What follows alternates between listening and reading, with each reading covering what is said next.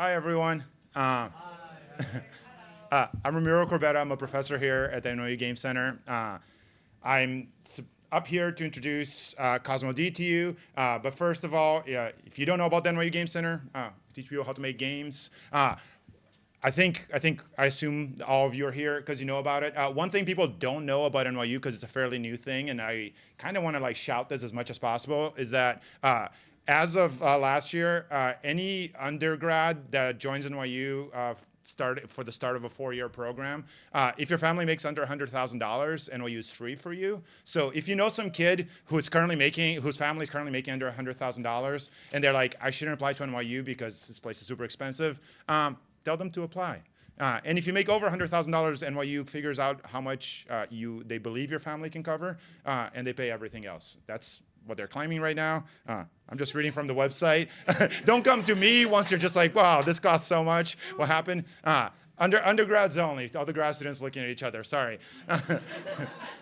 Anyway, so yeah, welcome to the NYU Game Center, where you can now go if you don't have a lot of money. I'm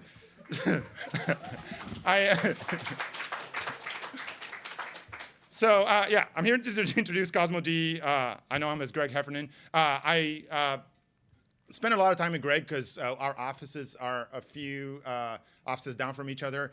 Starting from the end, Greg is currently an artist in residency at NYU, which means he's making games out of the offices that are close to a lot of us. A lot of the students here are always walking by his office and seeing the stuff he's working on. But going back to his teenage years, Greg is a classically trained cellist, and I actually went to NYU as a musician. After he finished NYU, he was in a band called Archipelago, and he was also a commercial music composer, and actually didn't get into games until close to his 30s. Is that correct? You're almost 30 when you started? But didn't get into making games until that point, and it's kind of like late life is kind of tough to say because I hope you live for longer than 60 years. But later in life, then most of us discover our joy for game development, and just kind of hit the ground running and made a lot of really interesting games over the last 10 years or so. Off-Peak, Norwood Suites, Norwood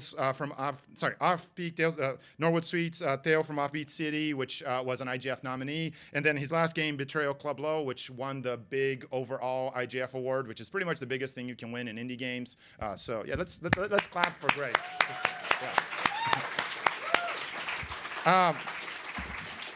Real quick, more NYU connections. Greg was in the NYU incubator, and then he's been a professor at NYU. Now he's visiting and talking to us.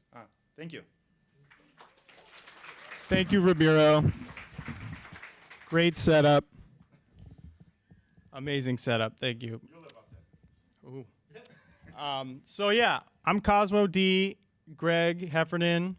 This is my talk, and I'm just going to get into it now. Let's do this. These are the games that I've made. Off-Peak was my first. There was some stuff before that, but Off-Peak was the first thing I really wanted to make a statement with. The Norwood Suite followed 2 years later. Tales from Off-Peak City, 2020. And then Betrayal at Club Low. And now my currently in development unannounced 5th game. Some of you know the title. I'm not going to tell it here. I'm going to announce it at the right time. But that's okay. Anyway, I have a few thoughts about my process. I came into this, as Ramiro said, after I had already spent time in the wild of making music and composing. So that perspective informed what I did here. And so I'm just going to give you a sense of what to expect. First of all, I think about what I want players to feel. That's kind of how I think about my games. And when I say feel, I mean emotionally feel.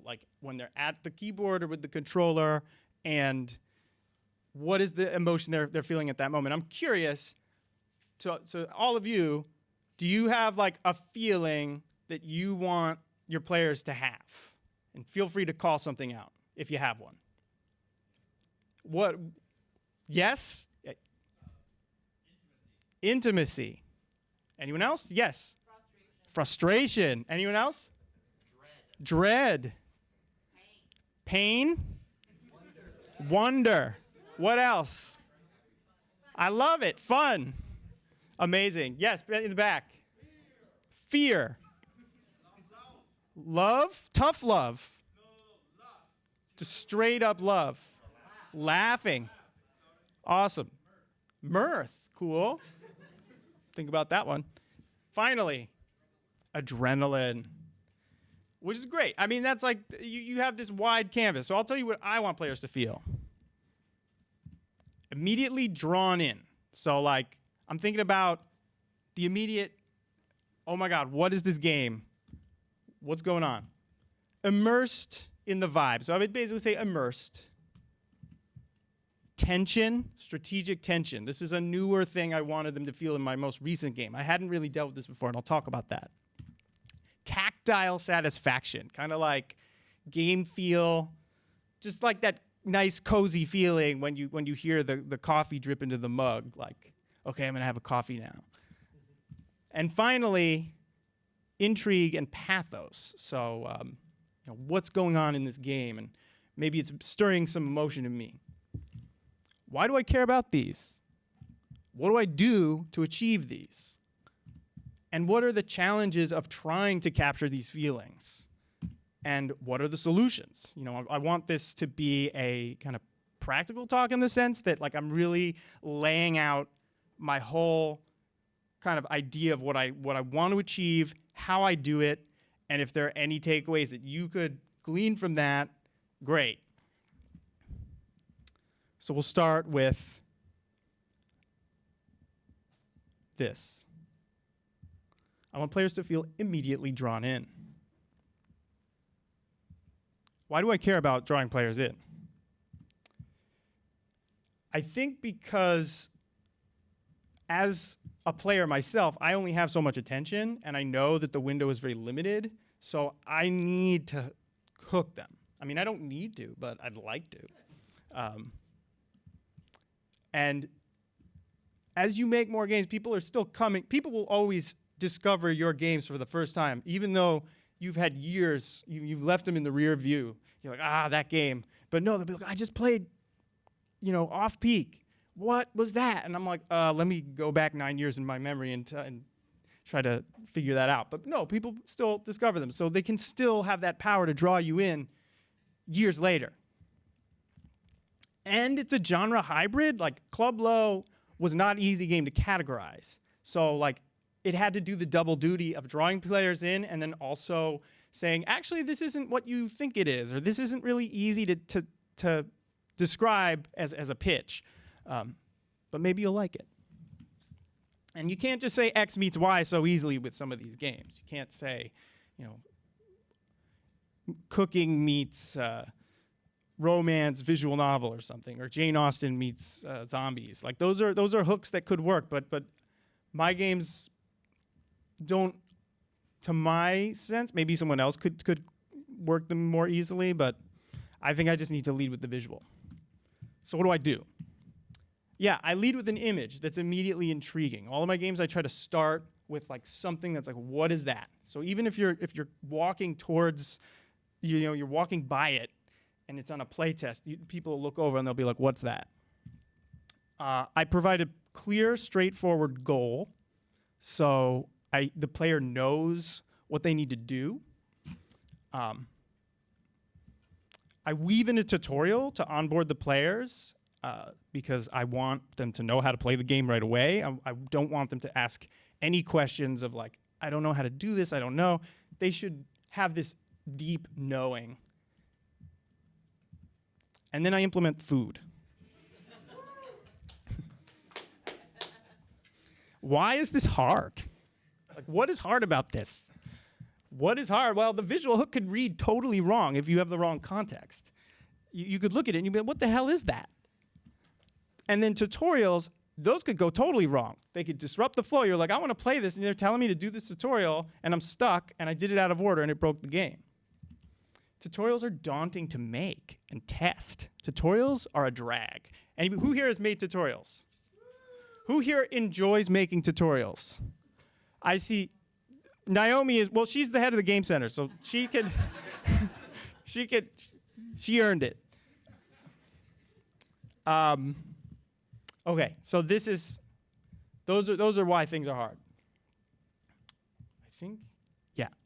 So this is the opening scene to Betrayal or Club Up. This is like the menu screen. And I do a few things here that I want to point out, because at first glance, it's just like a desk with some monitors, a ball pit, a unicycle. But wait a minute, why is the chair knocked over? And why are there 3 Red Bulls?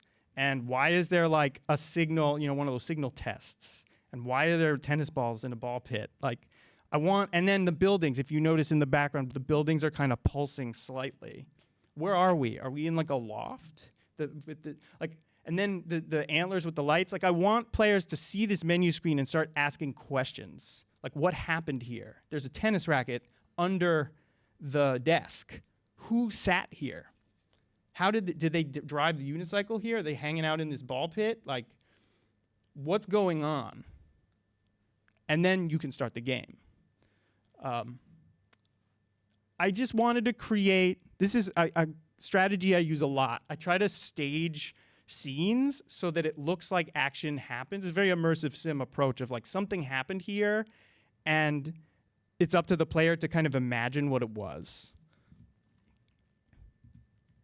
Okay, this is the tutorial system that I used for Club Low. This was using I'm not going to explain this, but basically I used Bolt, which is Unity's visual scripting. If you want to use sort of a codeless environment, it works pretty well. But the thing about this system is that I could like move nodes around. I could keep it flexible. I accepted, I embraced the fact that yes, tutorials are going to be difficult. Like basically this is like the high level, tutorial, basic controls, rolling dice, character sheet, end of tutorial. And then I get into like one level down, which is like the steps. So, but I can move nodes around if I want. So it's about keeping the tutorial flexible. So when players break it, I can be like, just move a few things, hook a few things up. Okay. It's hard. It's not fun, but it helps. I mean, if you can get this, then the game stands up on its own. You can walk away. You can let players just play it. They get it, and you're good. Yeah, and keep testing it. Yes, that's a pizza. It's a very delicious one, in fact, made by that man on the lower left, the late, great legend, Dom DeMarco. Some of you, has anybody been to DeFara Pizza in Midwood? Yes, he's passed, but his pizza is legendary. So yeah, this is something I try to do in my games as a way to hook players. I try to weave in something relatable and yeah, hyper-specific. Like my game I may have even used a texture from a picture of a pizza that Dom DeMarco made and like put that's it. And it's just a way to say, hey, this game, it's about the enjoyment. It's the creation of an enjoyment of this treat. It's a regional pride. New York is very, they love their pizza. There's a history to pizza in New York, the evolution. So yeah, this is another way to say, okay, pizza, or pizza as dice, pizza dice, like that's something that's like pizza dice, that catches the player's ear. So yes, food, it can be a great way of, like in real life, bringing people together. It brings players to your game table as well. And not just food, barista games, any game where you're crafting things or crafting tangible items that are relatable in real life. But in my case, I went with pizza. Okay, so moving on. Immersed in the vibe. I want to immerse players in this vibe that I've created. Why do I care about vibe? I care about vibe because I think it's my strongest motivator. I really like vibe because I really like media that has it. I'll show you some of the things that I like. Movies, Wong Kar-wai, great director, pure vibe, amazing cinematography. This is Midnight Diner. This is a show on Netflix. Great, cozy, intimate vibe about people with issues at a diner, at a restaurant. Edward Hopper, the great artist, all of his paintings had this kind of ethereal, lonely vibe, reaching back a little bit. Tom Waits, all of his records had this really vibey production. It sounded like he's playing like skeletons with mallets, like that, and he tells these really weird stories of the macabre. Red Grooms, I don't know that much about him other than he's a New York-centric artist, and I think I might have seen an exhibit of his years ago, and it stuck in my head because I keep looking at his art, and I'm like, it kind of reminds me, yeah. Just like the way that he uses a lot of 3D and the buildings kind of jump out and kind of play. It's very playful. David Lynch, purely for lighting, mood, atmosphere, mystery. Like these are the things I am drawn to in media, so these are the things that I like to channel back out in my games. So what do I do to do that? I get completely uninhibited. I just go for it. I just like light my scenes. I throw models in, bricolage, pull stuff from the internet, hack it, whatever I need to do to get that vibe. I arrange, I light, emotional impact, sensory. I guess you could say it's maximalist, but I do really like to play with scale, juxtaposition. This scene is from the Norwood Suite. It's like you open a trunk of a car and you see these items. And it's another one of those things where it's like the player needs to kind of put the dots together to figure out what all that is. Why is this hard? Well, it's difficult to know when I'm done. I mean, you could kind of keep adding things. You could never stop. You could just be like having too much fun. You could definitely overdo it. You could definitely like take it too far. Put too many things in the trunk, whatever. You could definitely tank the game's performance when you put all this stuff. I mean, off-peak, I look at the frame rates for off-peak, and I'm like, oh my God, what was I thinking? And then it's not to everybody's taste. A lot of people, well, not a lot of people, but I've definitely gotten some heat for creative choices I've made. So be it. So what do I do about this? Well, I think there's a bit of an instinct here that I try to honor, but I also consider references. So for Club Low, that's set in a nightclub, but I did have a reference in mind. This club Glasslands. It's been a long time, 2014 it closed, but did anybody go to Glasslands? Do you remember Glasslands? Yeah, Glasslands. It was on Kent Ave. But that was the inspiration for the exterior of Club Low. People waiting outside, graffiti. And then the interior looked like this, it was like a warehouse that had been made in this kind of weird functional arts and crafts style. That's a mezzanine there that looks like it's going to collapse under the weight of anybody on it. Definitely, that was exactly the vibe I was going for. So it's good to have like a strong reference. Because then you kind of know, okay, this is about as far as I need to take it. Oh yeah, using light and shadow. So yeah, these are the solutions. I use the light and shadow strategically. I don't use any real-time lights. I use ambient occlusion instead, and I bake lights where I can. I really try to stay off the real-time experience. And ambient occlusion is great. It's a post-processing effect. And I think another key is at a certain point, I took feedback and acted on it. This feedback was from Robert Yang. This is something I sent him. Robert Yang used to teach here. He still writes and is a great individual, and shout outs to Robert Yang if you're watching. Anyway, I sent him, you don't have to read the fine print here, but I sent him this. This was a scene of the Norwood Suite, like circa 2016. I was still working on it at the incubator. And this is what it looked like. And so then he took what looks like MS Paint, and just like X'd out all these lights, gave me a histogram to really stick it stick it to me, and then like told me all the things I was doing wrong. And then he did a paint over. He did this thing where he painted it to the way that he thought it would be better. It actually, now that I'm looking at it, it looks like a ray traced version of the game, and I'm kind of like, yeah, that looks great.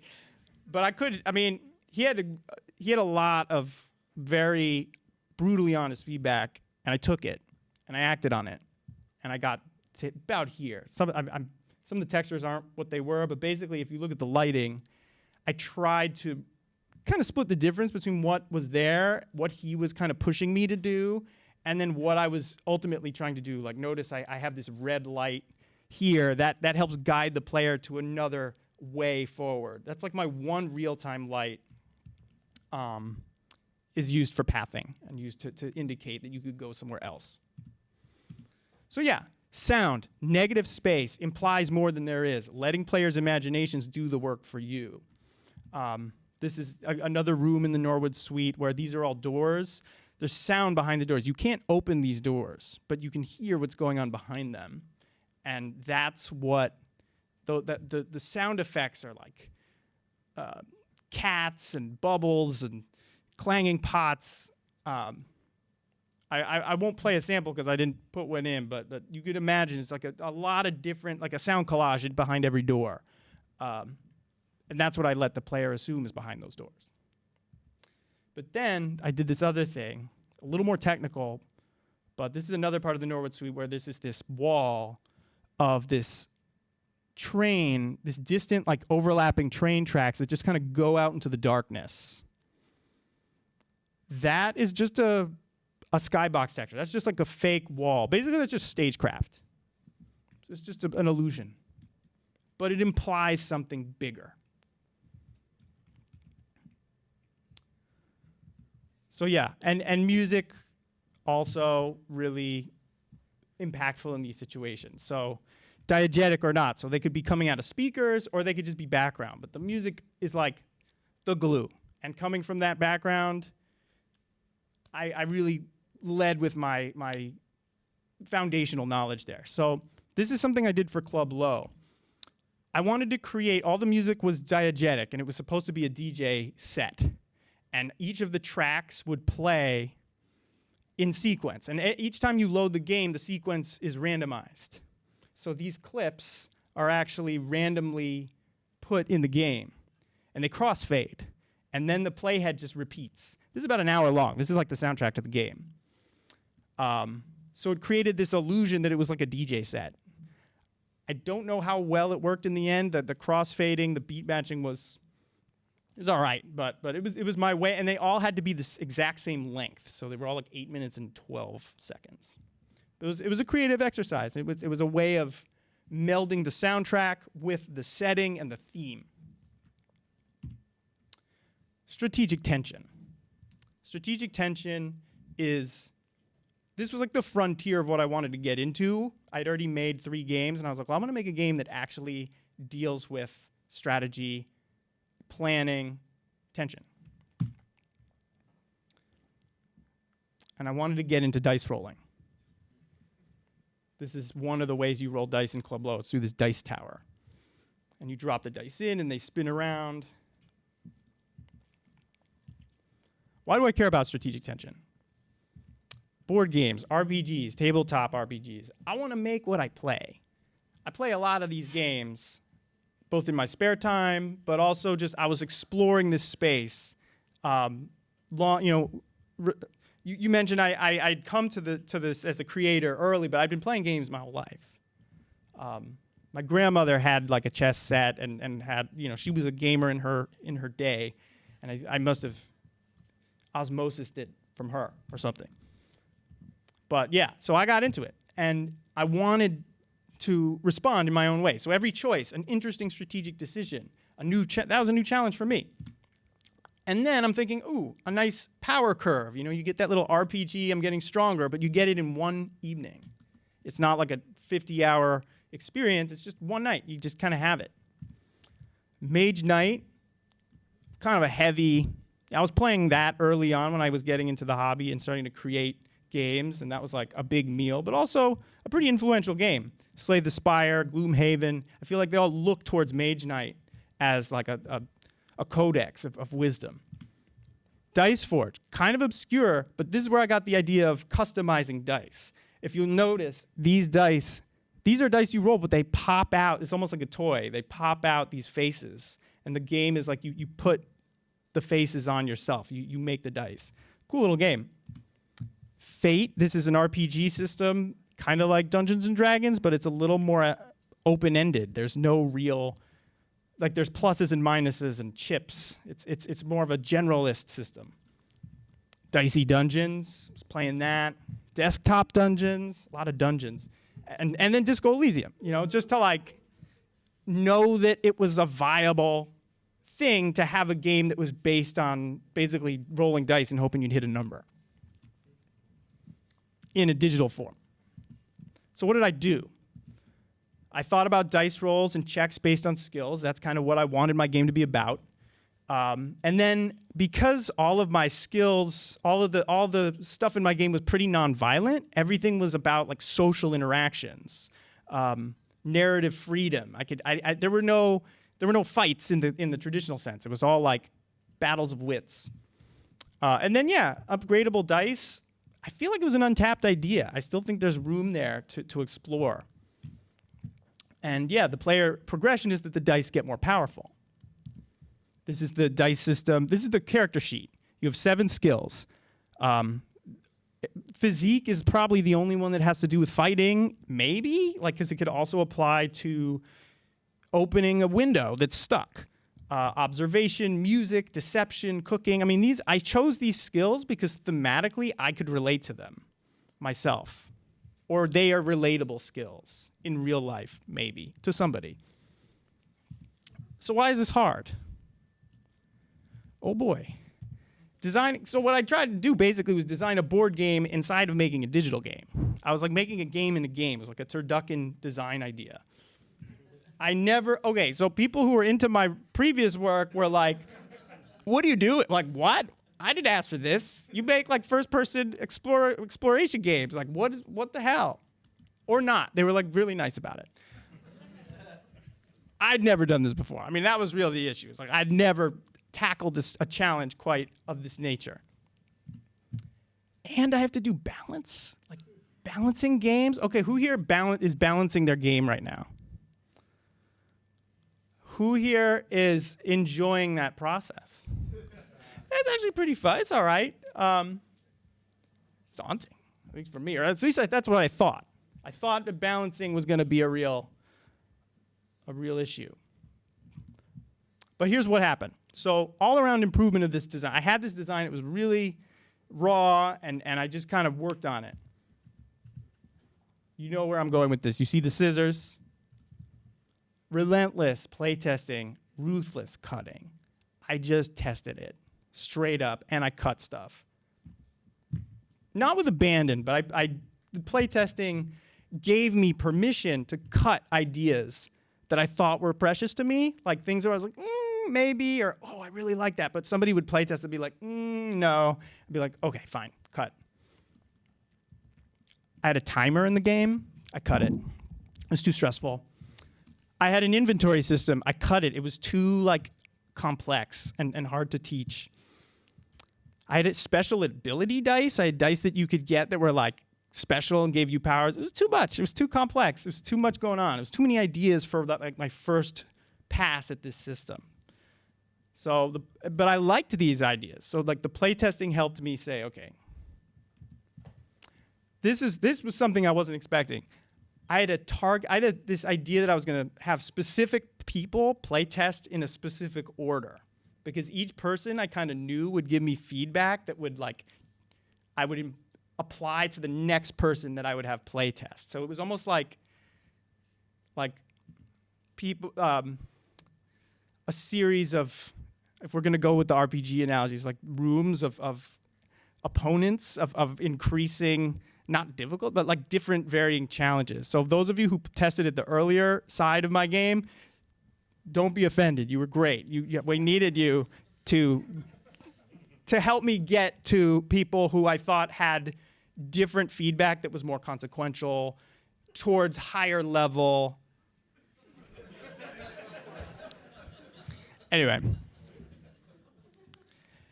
it made a big difference though, because like the game was ready for people who were ready to give really savage feedback. And if I hadn't had that that chain of people, the game might have taken a different shape, or I might have had to focus on different things within a different time frame. So it's if you know certain, so the way I would apply this is that if you know certain people in your sort of orbit of playtesters who have different things to say about your game, plan for them to playtest when you know you're ready for them specifically. Solutions for finding the fun in a pinch.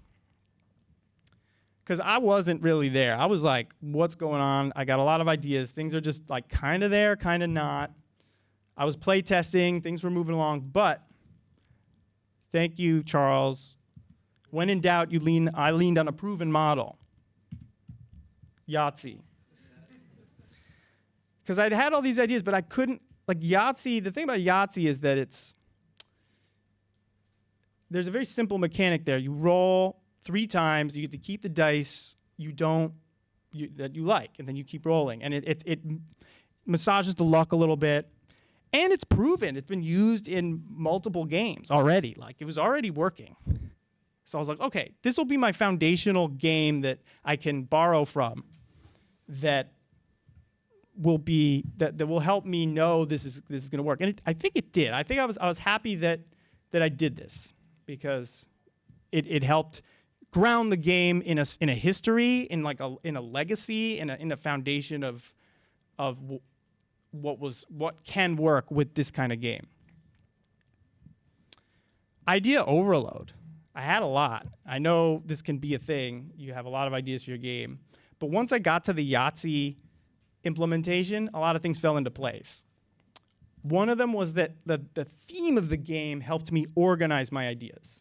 So for example, I have 2 types of dice. I have condition dice and I have pizza dice. Condition dice only add pluses and minuses to your overall number. But only conditions do that. No other dice do that. So it's like, that's like the thing that conditions do. And then those little brains with the X's, those are like damage to you. Pizza dice, they just give you money. And they heal you. So like one type of dice does something very specific. Another type of dice does something else specific in a different way. And it just helped me say, okay, this is where this goes, this is where that goes. It also reinforces the theme. So you have the theme of food, and now it helps you with organizing your ideas. So this is how theme can serve your, it pays dividends to have a theme that works and that you like. Balance. I was worried about it, really. But I kept the numbers low. I scaled them by orders of 2, which is something that I read Sid Meier said to do. I literally just saw this in an article, so I acted on it. And like, balance can kind of be fuzzy. Like, I didn't think about this at the time, but like, you can kind of, it can be instinctive. Why? Because it's in the eye of the beholder. My sense of balance is not your sense of balance. And you know, some people could say that this is really easy. Other people could say it's impossible, or it's really hard and really stressful. So I hedged. I gave a lot of different difficulties. And I themed them too. Typical Thursday, wild night out, dangerous trip. I have this one dice, the laid back dice, that just nerfs the whole game. So it becomes just like a straight up adventure hangout. We're just gonna have fun and not worry about dice rolls. But then I hedged even further. I had this custom so that people could dial exactly the experience that they wanted. This may have been overkill. When I played Baldur's Gate 3, it just had 3 difficulty settings. I'm like, wow.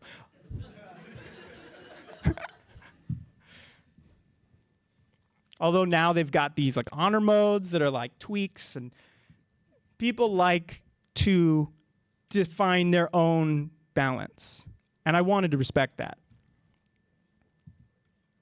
Okay, so moving on. Tactile satisfaction. This is a scene from the new game. Tactile satisfaction. Why do I care about tactile satisfaction? Juiciness. We like juiciness in games. We like to feel good. Also, in my case, it builds on the theme of tabletop. Like you're playing a game that rolls dice physically. I like that. I wanted to really play that up. It's stylish. It's a ritual. The act of shaking the dice, watching them tumble, not knowing where the face is going to be. Like that's satisfying to take in. I mean, I could have just thrown numbers on the screen.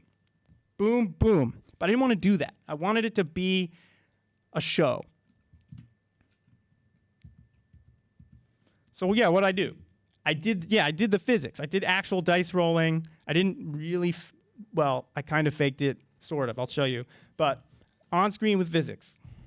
I used sound effects. I recorded actual dice on a felt dice pad so that every time it made contact, you'd hear it. It was nice, juicy details.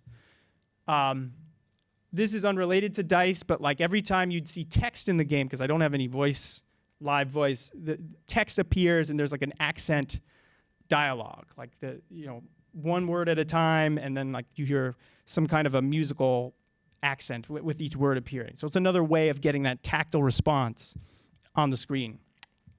So why is this hard? Physics is hard. Physics is notorious. Unforgivable. So the real issue was unforgivable jank. There's jank that people will forgive, and there's the jank that people will not. And I think I was definitely in the unforgivable jank zone for a while. Dice were falling off the table. Dice were getting stuck. Dice were not landing flat. It was not good. So what did I do? I'll just let that sink in for a bit. It was crazy. Because it would work like 90% of the time, but then that 10% would just be like, and then it would work 95%, and that 5% would be like crazy. And then you'd get it out to that 1% where I was like simulating a dice roll 100 times, and then the 86th time I did it, it happened. The thing happened. And I was like, I gotta cheat. Don't over simulate. Don't do it. Just keep it simple. And this is what I did. I implemented a kick the table button. Because it works with the theme, again. And I had this like sound of a table getting kicked, and you hear a little clink of like silverware. It's like a real, it happens. And you can accept a certain amount of jank if you're, I had to sort of step back and be like, okay, I think this is enough. But no, ultimately I cheated and I hacked the system. And this is what I did. This is the gravity curve of my dice. It starts at 9.8. Then it jumps over time. So this is gravity over time. When the dice get released. So dice get released, this curve happens. 9.8 goes to like 25. So the gravity is like really sucking it down to the table. But then it lands, and then it kind of starts floating a little bit. Like about 5 seconds in, everything kind of just gets like, I don't know. What has less gravity than Earth? The moon. It gets to like moon gravity. At about 5 seconds, the dice are like moon gravity. It got the job done. I got to about 99%, and then I just said, then I just overrid it with if it was still broken, I overrid it with I translated it to the number it needed to be. But this was about as much as I was willing to do for tactile satisfaction. Intrigue and pathos. Final section here. This is from Tales from Off-Peak City. This is a tableau that when you walk down a hallway, you see these like Museum of Natural History style like dioramas, and this is one of them. It's like this little scene that tells the story of the people who lived in this space. So why do I care about this sort of thing? I think I do want the bigger picture. I want the emotional arc of my games to still matter. I want players to connect dots. Maybe more than I even thought I did. I sort of was making these games, and people were starting to make connections with what I was doing that I was like, wow, you really see that? Okay. People like this. They like coming back to this sort of thing. They sort of see it as like a mythology, as like a larger world-building experience that I think people are making wikis now, and like there's a real discourse, not a huge discourse, but there's a discourse around the interlocking relationships of the people that I've put in these games. So I care about making sure I get that right. Now, there's a pragmatic thing too. I can reuse assets. I can basically take I could take a guard from my first game, and I'm still using that same guard model. But it works with the fiction. Like, I could justify it with the fiction, and as long as it works with the art, like it's semi-unified, I'm just gonna keep doing it because it works with the story. So yeah, that's what I do. I set all my games in the same universe. And then I do connect stories from game to game. People really like when like they play a game and they see like a little bit of a nod to a previous game. I think, who does this really well? The people that make Control and Alan Wake, Remedy. Like all their games are they have this linked mythology, and people really like that. And yeah, the tale kind of grows in the telling. I didn't really anticipate that I would make games of this scope with this widening universe. But I started very specific and panned back. So this isn't easy because you need consistency, sort of. And people ask, which one do I play first? I usually say, it doesn't matter. It doesn't. They're all kind of an anthology. But people still want to know, and they do want to get the order right, even if there is none. There is the risk of dangling a thread, having a red herring, something I built up to, because it's like I'm taking 2-ish years between games, so there's this chance I'm going to leave what about that note that you left in that game? Like, where are they? Are they going to come back? And I'm like, yes, they are. Am I on the hook for that? We'll see. So these are 2 screenshots. One is the one Norwood Suite, and then Club Low. And this is what my solutions are to this. It's helpful to know the fiction of your world without needing to explain it. That way you can kind of just make stuff and just let it exist and say, well, this is consistent with itself. Every detail you add to a game, you can think up. If someone was like, why is that in your game? You could say, well, because blah, blah, blah, blah, blah. Because it's true. Because you wrote it, and that's how you saw it. Like, I could tell you that this 216 on this hotel is a little askew because at one point, there was a tremor, and like some of the signage got a little out of joint. Nobody thought to fix it. And trust players to interpret or misinterpret or completely overlook these details. I mean, I think there's a lot of things players, when they play games that have a lot of detail and have a lot of like baked in narrative, they intuit, they absorb, even if they're not actively looking at it. And I wanted that to be in these games. Like these saws on the wall, like this is the back room of Club Low. Club Low, the fiction of this space is that it was a coffin factory. These saws were the saws used to saw the wood for the coffins.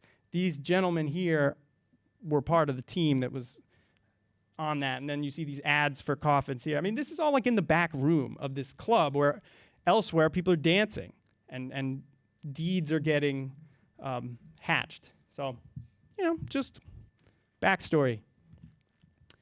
And then, they seep through. Even the wallpaper might have something to tell you. Dialogue. Every time I use it, it moves the story forward. And music. Also, it conveys things that can't be easily conveyed otherwise. Okay, so that's what I want players to feel. But what do I want to feel as a creator? What do you want to feel as a creator? What do you want to feel as a creator? Satisfied. Satisfaction. Anyone else? Satisfaction? Accomplished. Pride. Financial stability. Excellent.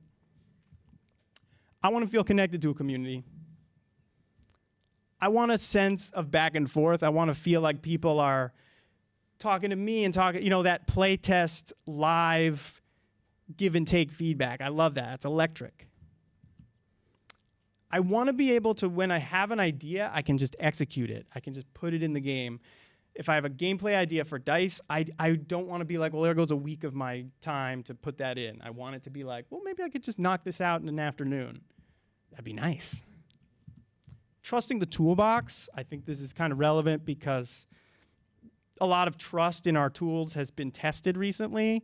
The tools we use that we thought were going to serve us, we don't know if they still will. Or we don't know if they're going to work in 5 years. We don't know. This is a kind of a very much an unstable ground we stand on as developers in terms of the software we use and rely on. So I'd like to have a little bit of trust and know it's going to take me at least a little further than that. Flexibility in design, just being open to feedback and acting on it quickly. Scaling up. So yeah, like this new game, it's bigger. I want to make sure I can manage that. New ways of character modeling. Yeah, we could talk about this, Ramiro. But yeah, so first thought, best thought, applied to level creation. This is a new level I'm making. This is a barge. This is like one of those barges you see going up the Hudson, but it's actually a jazz club. And this is the stage here, and these are like the lights, and these are like shipping containers, and it's kind of tiered to look like an audience is watching this jazz performance. I'm probably going to shear this and compact it, but this is something I want to just do one morning, and it was I did this a few weeks ago in the morning. It was fun. It's that level of fun. This is a body scan of one of my cohorts who's a visiting artist in the costume department. She scanned this, but she has a very expensive body scanner, and she scanned this in. This is kind of the frontier for me of like, do I want to use this kind of character in my game? Full-on body scanning? We have the technology, so maybe. She's walking. I guess I could do it. But this is where I'm at right now. Norwood Suite, Betrayal at Club Low. I want that mechanics. I want the narrative intention. I feel like I left some ideas on the table from that game. Inventory, mini games. I want to I'm going there right now. Maybe I'm interested in these buildings. So what in the background is it's like a block out for a library with many tiers with kind of like Bobst, but weirder and more serpentine. Yeah, maybe it's a dungeon. Maybe it's like a place you have to work your way up. More scalable and repeatable encounters, like maybe the guards are all the same type rather than me having to actually make every single dialogue because that takes a long time. Emergence of the deeper dice mechanics that I'm thinking about, just deepening that experience. Longer playtime, like I said, but still managing to make it within a reasonable time frame. And then, yeah, heightening the narrative intention of the previous work. Like, I've got a longer story in mind, too, that I want to actually not be a vignette. I want it to be like a full arc of an experience that it feels rich and hefty. But, yeah, melding it with mechanics leading games. So, slice and dice, those mechanics are really interesting to me. Atrian Odyssey, I kind of just am playing it for research, but I also am kind of addicted. It's like Sudoku for me. The Isle Dragon Roars. This is a game by Yoko Taro. This is like when he's not making Nier Automata, he's making this like card deck building, dungeon crawling card game. And then this is an old school RPG, Gene Force. This is by somebody who I really admire, Jeff Vogel, who makes these like independent 1 to 2 to 3 person shop RPGs, and he's been doing it for years.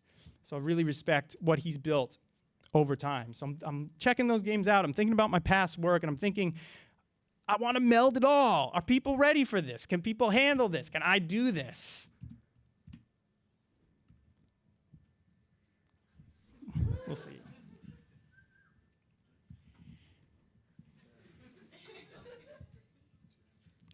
Thank you.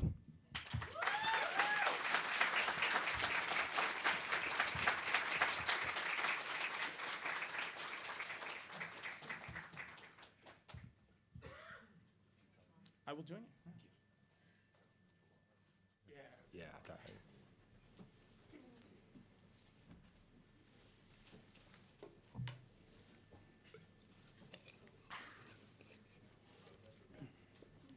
Hi, everyone. I want to make clear that I didn't forget to do this before. I just chose to thank our sponsors now. I wanted to thank Take-Two Interactive and Empire State Development. They make this possible, basically, these talks and a lot of our events. So thank you. Thank you both. Thank you both, corporation and the government, I guess. But yeah, no, yeah, it's good that, we were supposed to do that. I don't know. And thank you, Logan, for turning on the mic. I also didn't forget that. So yeah, that was a really great talk. A little too good because a bunch of the questions I wanted to ask you answered during the talk. So can you make it a little worse next time? So yeah, no questions. Thank you. Thanks, Ramiro. All right, let's start with an easy one. What's the title of your next game? Had to try. All right. Fine. You really want to know? If you can't, if you're not up for answering the question. What the hell? It's called Moves of the Diamond Hand. Oh, nice. Sorry, did I ruin your? You asked. Moves of the Diamond Hand. Is it two O's? It's one Moves. Because you keep saying moves, and I'm like, is it like a cow thing? is it? You may have planted a new idea in my head. Just saying, if it ends up being called moves, I want like $3. Deal. All right, cool. So you let's start with a question that's specifically to your talk. You talked about cutting things and how hard that can be, right? There's a bit of like a sunk cost fallacy to cutting things, but I also feel like it's especially hard for game developers on a low budget, which is a lot of us, or students who've been like, oh, I have one semester and I made these things, and now they're going to be in the game because I made them. How do you deal with this like lost work? How do you deal with the fact that a bunch of work that you did you're gonna throw out? Because you talked about throwing it out, but like, how do you emotionally get over it? Because it's hard. It's emotionally hard. Oh yeah, right? You're right. So I think I'm of two minds. I think of two things. One, I can say, well, I'll table it. I'll save it for the next game. Another thing, the game is better now. I think that's really what's more important. And then the three, it's like, I just gotta let it go lightly. Hold on tightly, let go lightly. Is this what your next game is? Is it like all the ideas you tabled and now you're actually gonna? Because it sounded like you talked a lot about that, right? Like a lot of stuff that I left on the floor for Club Low, I'm starting to revisit for this, and it's in part because it's like maybe it wasn't ready. Maybe I just needed to let it be over here for a while, or now I know how I want to fit it better. Like it doesn't have to be gone for good. It's still a system you made, and it's still something, you made it. It's yours. You do whatever you want with it. Nice. All right, a question I had started asking you when we were talking right before your talk, and you said, well, let's just talk about it up here. So okay. I had asked you about how you do animations in the game, and I had asked respectfully if it's like if it's a lot of like Mixamo stuff and stuff you find, because there's a bunch of animations that's just someone going like, they're doing this over and over again, and it reminds me of a bunch of animations that like I've seen online before. Yeah. How do you do it? Like, are you finding stuff? Are you making stuff? Is it a mix? Like what's? When I started, it was Mixamo, straight up. Then it was just like the animator doing basic animatronic style stuff. Then for Club Low, I took a different approach. I used IK. I used this plugin called Final IK, which is pretty popular, and it's used for inverse kinematics. I didn't use it the way that I think it should be used. I basically used it to do these like looping basic back and forth animations, like you're saying. It basically, they look like marionettes. It's kind of like hyper stylized puppetry. And I was like, this is weird, but I'm just gonna go for it. I'm just gonna like crank it as hard as I think it needs to go. Nice. So it's been a mix of a lot of different things over the years, and I'm still searching. I feel like there's still it's probably the most tedious part of my process, and it's the one I haven't settled on yet. Oh, you should hire someone to do it. I think so. Right? Maybe. Yeah. You're from Connecticut, right? Oh, yes. Okay. What's up with New Haven pizza? And what's the best pizza in New York and thus the country? So New Haven pizza, if we're going to get technical, New Haven pizza is more, it's not perfectly round. It's kind of like ovular. There's 3 kind of key formational pizza places: Sally's, Pepe's, The Spot. They've been around since the early 20th century, mostly Italian immigrants. They're saucier. They have white clam pizza is kind of a known thing over there. I know. Garlic? Maybe put Yeah. some garlic with that clam? Call it pizza for some There's reason? so many regional pizzas. I mean, I think No, that's the beauty of it. But what's the best pizza in New York? Ooh.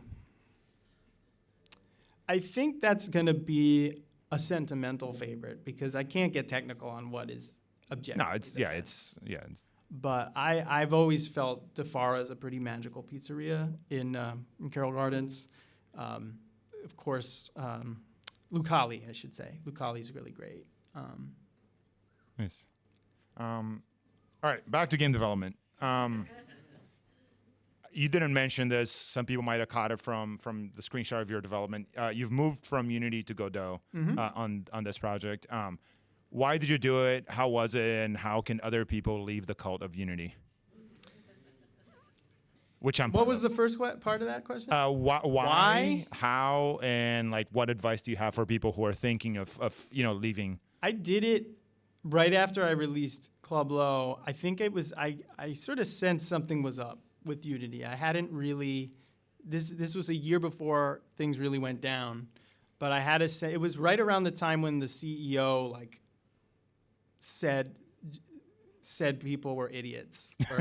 For the third time. For the third time, yeah. No, The now departed CEO said that developers weren't monetizing. Yeah. And that's when I was like, well, if the CEO is telling me I'm an idiot, maybe I should let this go. And I had a window. I was lucky. I had released Club Low. I had this window to do a bit of R&D in a new engine. I just went for it. Yeah. I tried it. The technical exercise, it was a technical exercise to rebuild all the systems from Club Low in the Godot engine. It was great. It was like really, really straightforward, really elegant. I'm never going back. How's it going? Like it's things are going fine. Totally fine. This game's gonna come out. I mean, you never want to assume anything in this, but I'm definitely making. I have a lot of foundational work laid so that this game will get done. I walk past your windowed office a lot, and it looks like you're doing work. Oh yeah. So I think it's gonna get done. Yeah. Can I be a late play tester? I hear those are like the smarter people. You gotta get in early. Those are the best ones. You want me early? All right. I see how it is. Yeah, that's it for my questions right now. I want to open it up to the audience. So we're gonna set up a microphone here. So line up so that you're coming down. I don't know, Logan. How did they line up? Yeah, just line up down there.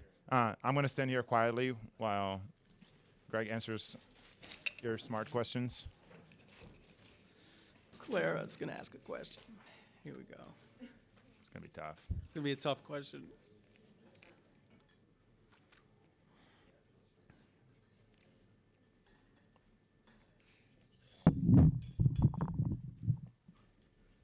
Oh, I really can't say anything. I had some smart things I was about to say, but Hey. That was fun. So you've been talking about your process, and I want to hear a bit about how your artistic process as a musician has influenced your game design. I mean, I know that music has been part of your games, Narration very obviously, but like, what is it that you take from being, musician, music composer into game design? And also, what do you take from cooking into your game design? As far as music goes, I think I was trained as a musician I've played in youth orchestras, used sort of as a cellist, so it's not particularly exciting parts, just like a lot of low notes, a lot of support. There's always a deadline. There's always a methodical rhythm to the process of practicing, learning, performing, delivering a composed work on a deadline every day. Sometimes we had to do 2 pieces of original music every day by 5 p.m. or end of day. And that sort of methodical flow of working definitely informed how I work in games. Like I'm like routine. I get up, I start at the same time, I go till about, if I can. I mean, as much as I can, I try to stick to a flow and a rhythm and a routine when I'm working. And it's very much like a meditative process of just like going in, getting into the zone on the best days. The best days are like I'm in for hours, I'm just focused, and I'm making it happen. And that's very much like playing the cello, letting it do its thing, practicing and exploring, listening. It's meditative. Cooking, kind of the same thing. Like you kind of putting the ingredients on, you're spreading the dough, you're chopping onions or whatever you're doing, making soup. It's very relaxing in a way, and ideas come, and then you have a finished thing. I mean, you have to it's got to be done. You got to deliver it. So the music itself, I mean, that's come from every possible thread of music I like. You know, I have my taste. But the workflow is very much coming from being a working musician as somebody who had to deliver. You can just come up if you have questions.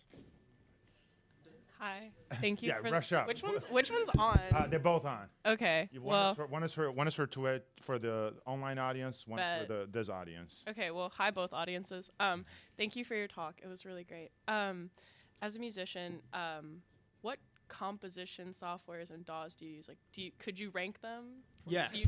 Do you love all of them? Do you hate all of them? Yeah, no, I'll just, Ableton was my workhorse for years. When I was doing more TV composition, the industry standard was Logic. Mm-hmm. I'm using software now that's kind of an offshoot of Ableton called Bitwig. It's kind of like a younger Ableton. Okay. It's really cool. It's like really like modular, and you can hook stuff up. I think the kind of programmer-y experimenter in me really thrives on that. But it's kind of the same thing. Like Ableton has probably been the most consequential piece of software I've used. Okay, thank you. Hi, thank you for your talk. It was really good. You were talking about playtesting, Mm-hmm. and you were talking about going from person to person and getting different influences and moving to the next playtesting step. And you kind of searched for a metaphor, and I thought it sounded a lot like how Club Blow works. You sort of get these buffs off of these individual conversations and move through the progression, which is kind of an unusual way for these like narrative conversation games to work. It's very like mechanical. And so I'm curious about structural influences and what you think about in that kind of progression and structure. What else are you drawing on, and what are you thinking about? I think, weirdly, the structure that I had for that game, it's going to sound a bit reductionist, but like I threw desktop dungeons on the screen, or even Minesweeper. Like it's sort of like these small spaces that you have to kind of work your way through. Dungeon crawlers like the Wizardry series, or RPGs do that. They sort of have these like gated level zones, and you kind of have to work your way through them. Not even in like a linear form, but you're kind of hoovering things up and solving problems and working through kind of gated challenges that have increasing tiers of difficulty. So yeah, I think like RPGs that do that and are structured and don't scale to your level. Great, thank you. Hi, Thank you for being here. I have two questions. One of them smaller and a bigger question. Mm-hmm. First of all is the smaller question. Have you considered skewing the result of those dice rolls to help with player experience? Like karma dice in Right, karma dice. Baldur's Gate 3? And is that like even technically possible in your physics thing? I just thought of that because I was wondering that when I was playing, because it had a really good feeling of, I don't know, success and failure. And I think that's a mix of balance, and I think that's partial. I wouldn't do it because I feel like it creates. The thing about the karma system in Baldur's Gate is that you really are just rolling one or two 20-sided dice. Like it's a bit more, like the odds are more straightforward. I tried to calculate odds in my game, and I was like, this is crazy. So I think the cleanest thing is just the Yahtzee system, because the Yahtzee system kind of has a built-in karma system where you choose what you want to re-roll. Your odds are a little bit softer for success by the nature of that system. thank you. And my second question is, do you have something to say about, especially Getting Over It by Bennett Foddy's speech about B games and the way that they reuse game textures and models and things from the internet that all just compile into the same game? Because to me, it kind of feels similar to the things you said about objects. And I don't really think about the source. I mean, I try to give credit to every model that I use where it's due. But I think at the moment I'm not thinking about the source, I'm thinking about the result, it in its current context. And it's the decontextualization of the object that's interesting to me more than I think where it comes from. But it's still, you gotta, if I want a pool table in my game, I gotta find it somewhere. yeah, thank you. Or make it, crudely. Hi. Also, thank you again for coming here for doing your presentation. I also have two questions I wanted to ask. The first is, when you decided to include the dice game, were you successful in making players feel what you needed them to feel at that point in the game? I wanted players to feel that, like, yes, or no. Like, that was the tension, the drama, dice drama. I went for it. I think I got there with enough playtesting. I could say I was pleased with the results. My second question is, how did the process of using pre-made assets work for you in Godot? Pre-made assets in Godot? Well, I'm using less, and whatever I'm using that's pre-made, I hack to what I want in Blender. And then I export it as to get a little technical GTLF file, which is a universal 3D format that's kind of superseding the FBX format. So yeah, it's pretty straightforward. I just export it, Godot imports it, I'm ready to roll. Okay, thank you. Hello. So from a lot of games you made, I think there is a very strong auteur or style that I can straightforwardly tell, oh, this is a game made by Cosmo D, and also plus the new game. I just saw the game today, but I think this game also have like a strong style of yourself. So I want to ask about like what is the development process of this kind of style in the game you make? Is it like established in a very early stage, or is it like coming to this kind of form in the few later titles? I think the style came from my influences and what I liked. And I showed like the Wong Kar-wai movies and the David Lynch films. And those are just pieces of art visually that I'd internalized. And I was like, I want to capture that aesthetic in my own way. But sometimes there are things that you do that you don't realize you're doing.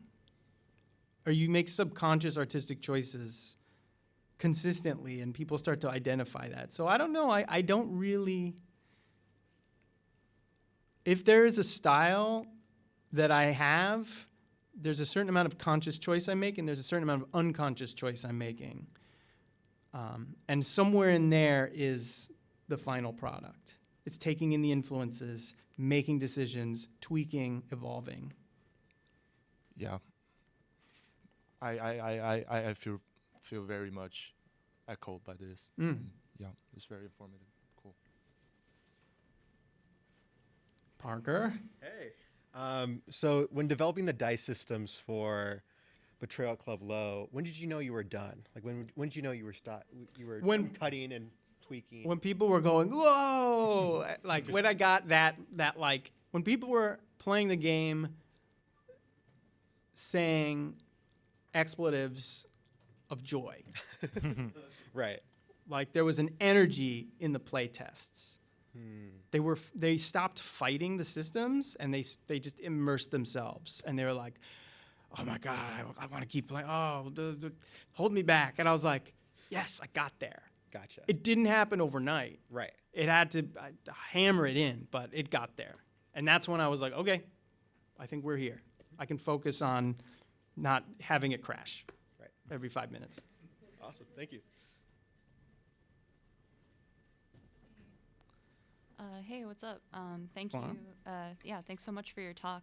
My question is basically, as a solo developer, which you mostly are doing all the content and all the design yourself, which is really impressive. How do you order the work for yourself? Like, how do you tackle the challenge of making these complex games? Like, how do you figure out the starting points? Like, do you start with music? Do you start with environment design? Do you start with systems? Or is it kind of like everything all at once? And then once you're in that process, do you just kind of tunnel in on oh, today I do all the animations, or is it kind of rotating constantly? It's a good question. It is kind of this right brain, left brain. Like today this period of time I'm gonna work on some programming, solving some problems. This period of time I'll work on level design. I'll do some music. I'll do some sound design. And I go by what I think it needs in the moment. I usually go by, I try to look at it from the point of view of I'm the player right now playing this game. What do I want to see? What do I want to do? And the moment I'm like, okay, I'm doing that, I got it. Oh, I want to do this thing, but I can't because it's not in yet. That's probably the thing I got to work on next. It's very instinctive, but it's also very methodically mapped out on a Kanban board. It's a mix of instinct and Pomodoro. Yeah. So it's a mix of that, and then it's like life can also kind of throw a curveball of well, I can't do that this week, but I'll figure it out for next. Or so it's the messiness of creation based on a bit of method and instinct. Awesome, thank you. Mm-hmm. Hi, thanks for such a cool talk. It was really fun to hear you talk about your process. I didn't expect it's going to be a little bit of an overlap with the previous question, but Sure. I guess I want to hear you talk a bit more about your process to making music for your games. Like, when do you start really thinking about it? Is it from the start, and does it come from the music, or is it something that you develop later on? It's a good question. The music for me comes early. I usually have the theme and maybe a couple of sketches, and that's the mood board music. And it's not that much, but it's it loops and it's there as kind of my guiding tracks. And then I make the game. And then once the game is more where it needs to be in its full form, I revisit the music and I really deepen it, because then I know where to score it. I know how to I follow the beats of the game with the music with more intention. So it's kind of this sandwich: music, game, music. It's it's an uneven sandwich, a little bit of bread and a big bed. Got it. Thank you. Hi there, Mr. Cosmo D. Your aesthetic is so unique and interesting and compelling, and it feels really resistive to a lot of the traditional commercial aesthetic that we see in games. And I guess it makes me wonder, how are you able to do this? I know that obviously we all think this is interesting and cool, but it still sort of strikes me as wonderful that this can be your job of making games like this that are so sort of unique and contrary. I was curious if we could hear a little bit about your history of how you were able to quit your day job? I caught a few breaks over time. One of the things that did give me the foundation to move into this field was that I was working in commercial music. So I already kind of had this comfortable gig. It was fine. It was kind of like making furniture, musical furniture for commerce, but it didn't fulfill me to the degree that I think I needed to be. But it did give me some capital. So really, Off Peak was funded by a couple of graham cracker commercials that I did some music that I wrote for. And like I was playing on the tracks too, so I got some residuals from that. I was in the music. I think I'm still in the musicians union. I think I'm lapsed. Anyway, so I'd already kind of paid my dues in a sense of this other field, and then I moved into this one. But then yes, right, that was a free game, but it really was a one brick at a time. Like I was able to get some support when I released Norwood Suite from the Game Center incubator. Then I was able to have a small publishing deal.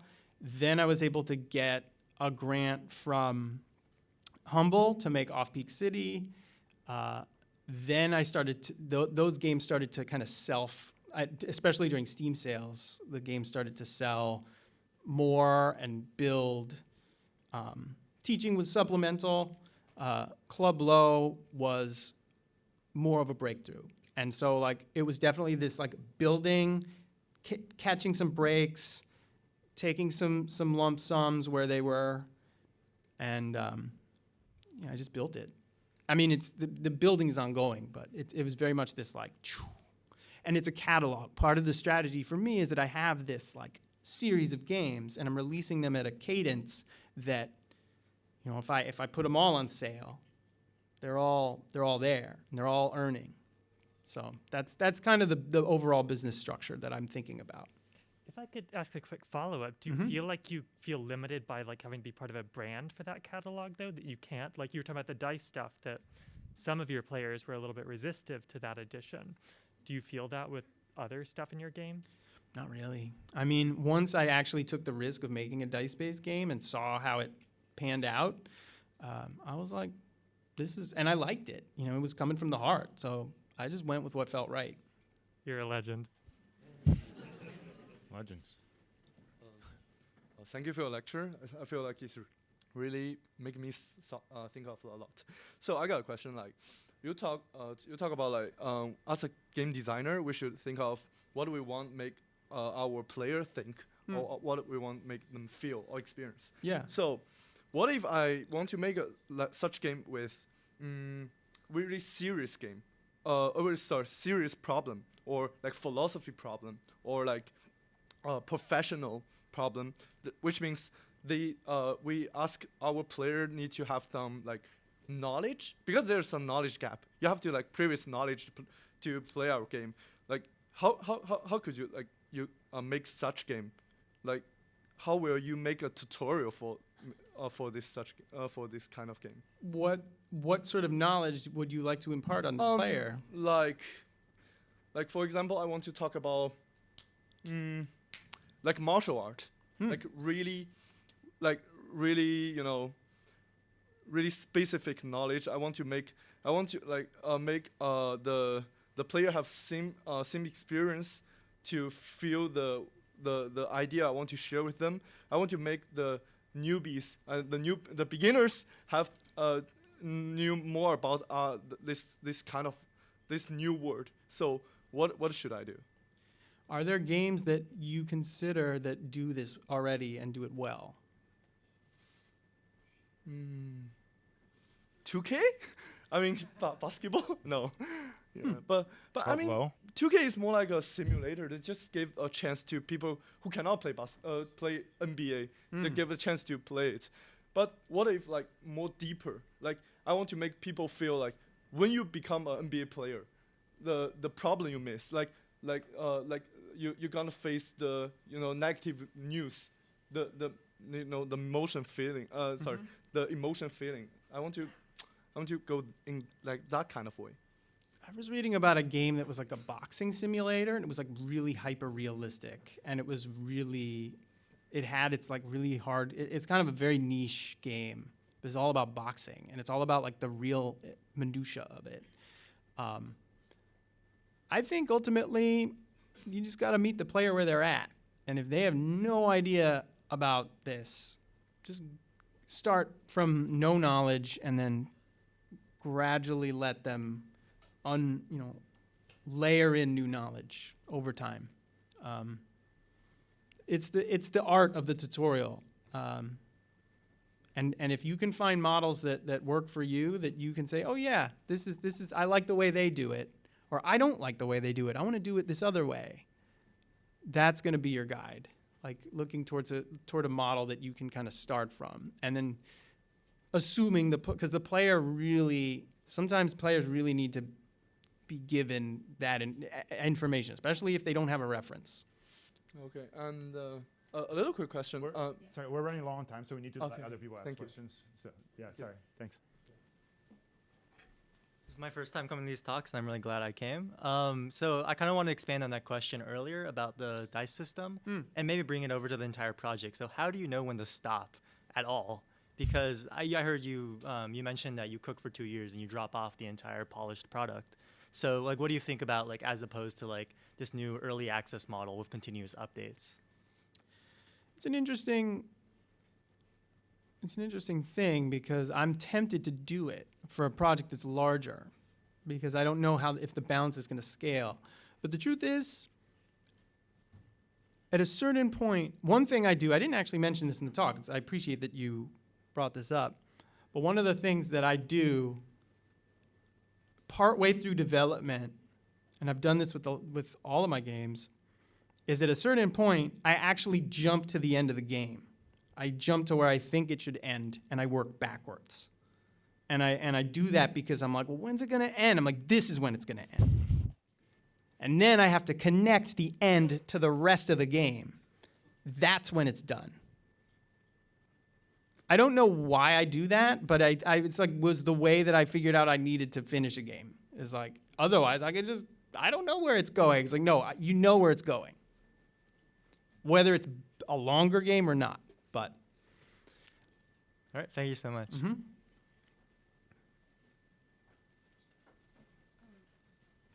Hi, thank you for your talk. I really enjoy you talking about the vibes and the game feels. And my question is, so I think game feels and vibes are different things. So have you ever experienced that they have conflicts with each other, or like which one is the source or seed for you when you are developing games?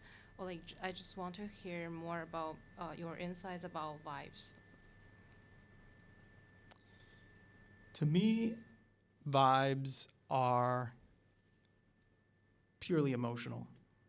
It's like you see a painting or you watch a film or you see that, like, even if you're walking down the street in Brooklyn and it's like a foggy night and the light's cutting through and maybe there's a little bit of drizzle, whatever feeling you're feeling in that moment, that's for me, that's vibes. And whatever gameplay that needs to happen will come. But like I always think I definitely design vibe first. I think that's still true. But it doesn't end there. Okay, thank you very much. We have 2 questions from Twitch chat that maybe we can answer very quickly. Twitch, out to the Twitch chat. Thank you for tuning in. So question 1 is, how do you determine names for your characters? Total free association. And then I wake up and look back at it and I'm like, did I really want to do that name? Moves. I was making I was running a D&D weekly night at Brooklyn Strategist through 2019 every Wednesday as just kind of for practice, for fun. And I would just come up with whatever name. And those were all the names that made it into the game. And the last question is, do you model the pacing and writing of the dialogue in your games after real conversations you've had or heard? Sometimes, yeah. I try to keep the dialogue short. I usually cut it. I trim it. I kind of try to treat it like a play, and I try to keep it like. I read somewhere that game dialogue tends to be tighter than filmic or spoken dialogue, so I try to honor that. And I also feel like players, whenever I see people clicking through my dialogue, I'm just like, ah. But then I'm like, well, maybe they're onto something. So no, I just try to. One of the challenges for this game, and I'm thinking about this actively, is like, someone once said, well, you're writing all this dialogue, but whose voice is it in? Is it all in my mind's voice, or am I writing from the voice of every character? And that's something I'm thinking about actively. Cool. Thank you. That's it. Yeah. Thank you so much for coming here and speaking to us. Thank you. Thank you all for coming. Thank you for coming. Thank you, Graham Crackers. It was a lot of fun. Thank you, everybody, for sticking through. Yeah. All right. Thanks.